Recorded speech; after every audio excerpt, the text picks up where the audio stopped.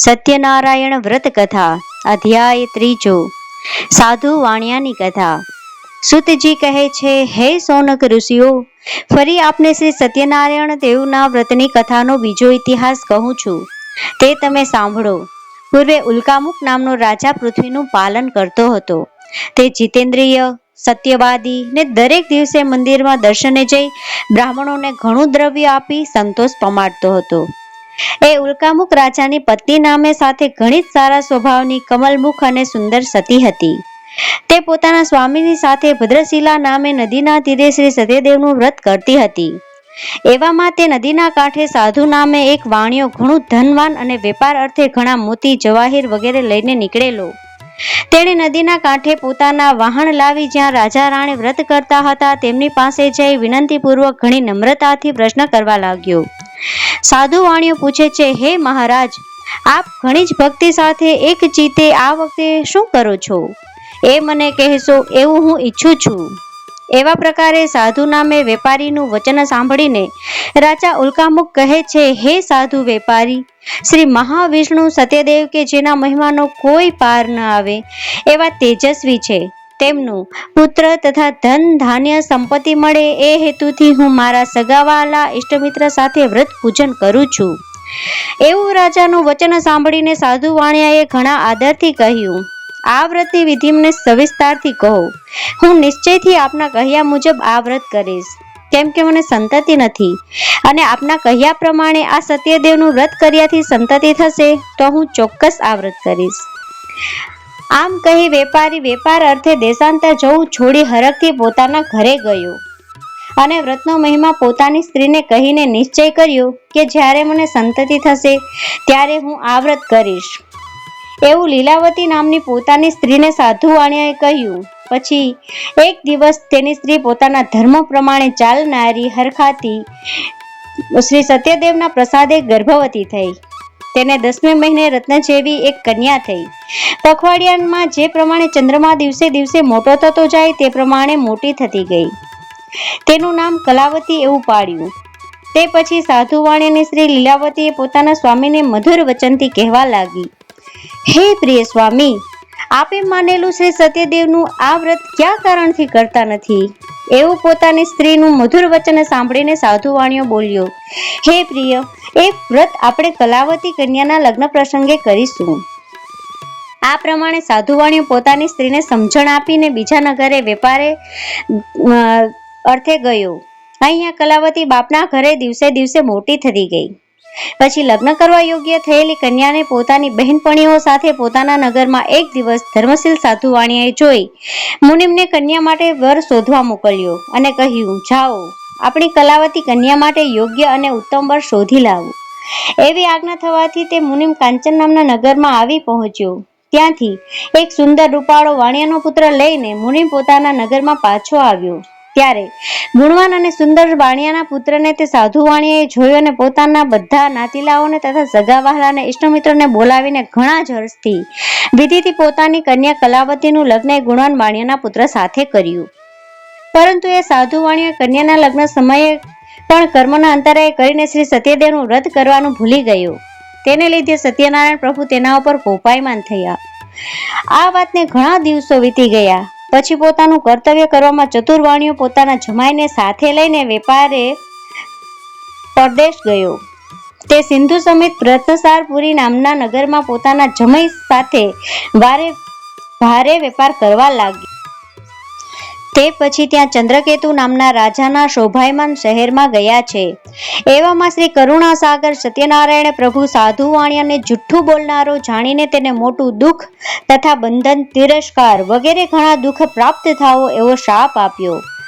એટલામાં જ્યાં સાધુ વાણિયો પોતાના જમાઈ સાથે રહેતો હતો ત્યાં તે ગામના રાજાઓ ખજાનો તોડીને ધન ચોરી લેવી ચોરો સાધુ વાણિયાના રહેવાના ઘરમાં સંતાઈ રહ્યા।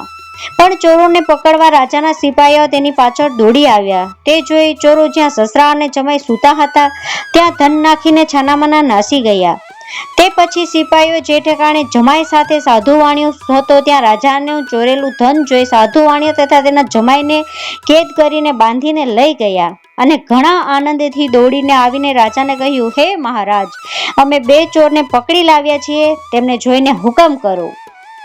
એવું સાંભળીને રાજાએ ચોરોને જોવાનો વિચાર કર્યા વગર એકદમ કેદ કરવાની શિક્ષા આપતા જ સિપાહીઓ તેમને સખત બંધી મોટા કેદખાનામાં પૂરી દીધા. શ્રી સત્યદેવની માયાની મોહિત થયેલા ચંદ્રકેતુ રાજાએ કોઈનું કાંઈ સાંભળ્યું નહીં.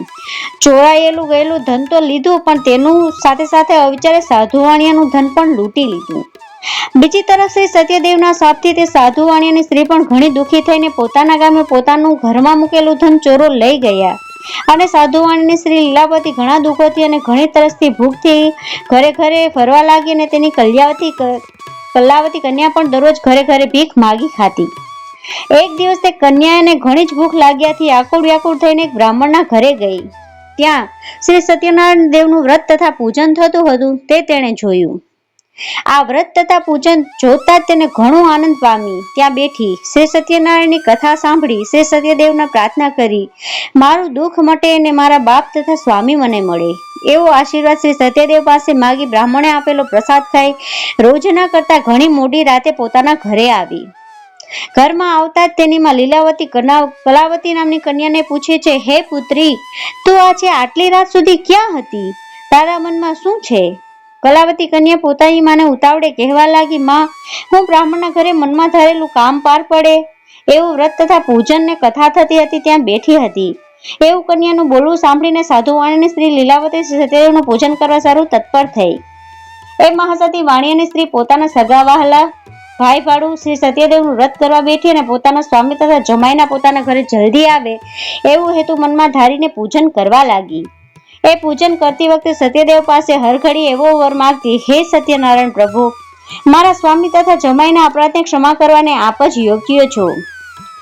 એવી રીતે લીલાવતી સાધુ વાણિયાની સ્ત્રી ભગવાનને પ્રાર્થના કરતી હતી. તેથી કરીને વ્રત તથા પૂજનથી ભગવાન શ્રી સત્યનારાયણ પ્રભુ સંતોષ પામ્યા અને માયારૂપી ભગવાન ચંદ્રકેતુ રાજાના સ્વપ્નમાં કે જેણે લીલાવતીના સ્વામી તથા જમાઈને બંધનમાં મૂક્યા છે તેને આજ્ઞા કરી, તું નિરપરાધી 2 વાણિયાને સવારે જ બંદીખાનામાંથી છોડી મૂક અને એમનું જે સઘળું ધન હરણ કરી લીધું તે સઘળું પાછું આપી દે અને આદર સત્કારથી વિદાય કર, નહીં તો તારા ધન ધાન્ય રાજપાટ પુત્ર સ્ત્રી સહિત સૌનો કુળનો નાશ કરીશ. એ પ્રમાણે રાજાને સ્વપ્નમાં જણાવીને ભગવાન શ્રી સત્યનારાયણ પ્રભુ અંતર્ધ્યાન થયા. પછી રાજાએ પ્રાતઃકાળે સભામાં સિંહાસન પર બેસીને સર્વસભાને સ્વપ્નની વાત કરી. સિપાહીઓને આજ્ઞા કરી, બંદીખાનામાં વાણિયાના પુત્રોને રાખ્યા છે, તેમને હમણાં જ છોડી લાવો.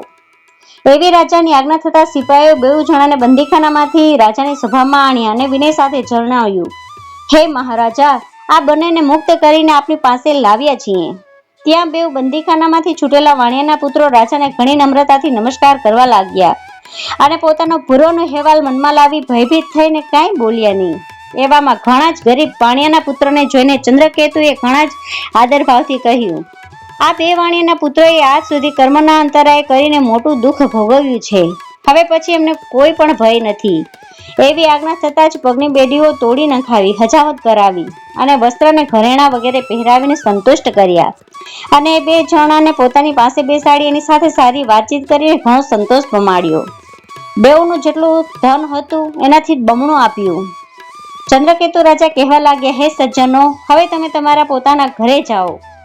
આ પ્રમાણે રાજાનો હુકમ થતા તરત રાજાને સાધુ વાણિયો વંદન કરીને બોલ્યો, હવે હું આપના આશીર્વાદથી મારે ઘરે જઈશ. इति श्री स्कंद पुराणे रेवाखंडे सत्यनारायण व्रत कथा तृतीयोध्याय संपूर्णम। बोलिए श्री द्वारिकाधीश की जय, कृष्ण कन्हैया की जय, बाल गोपाल की जय, सत्यनारायण प्रभु की जय, जय सत्यनारायण भगवान।